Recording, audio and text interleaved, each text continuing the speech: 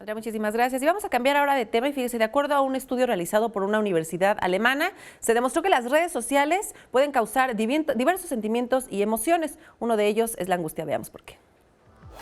La información que publicamos en redes sociales habla de la imagen que pretendemos ofrecer a los demás sobre nosotros mismos. Sin embargo, puede delatar un problema de baja autoestima o provocar angustia cuando la imagen que presentamos no corresponde a la realidad. ¿Y qué pasa cuando contrasto esta información con la realidad que estoy viviendo? Pues me puedo dar cuenta de la profunda diferencia que existe entre la imagen ideal que yo estoy enviando y mi realidad.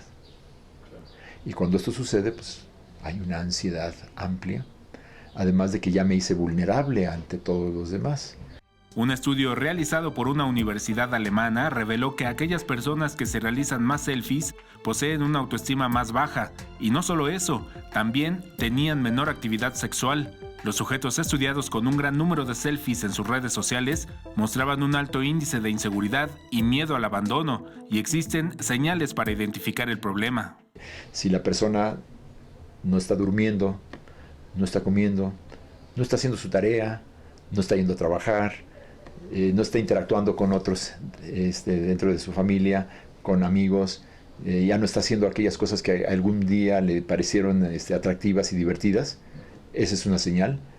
La baja autoestima provocada por redes sociales se debe en gran medida a la disonancia entre la vida que las personas pretenden aparentar y su existencia real, la cual contrasta y no cumple con las expectativas del sujeto. Con imágenes de Manuel Hernández, Alberto Álvarez Santana, 21 Noticias.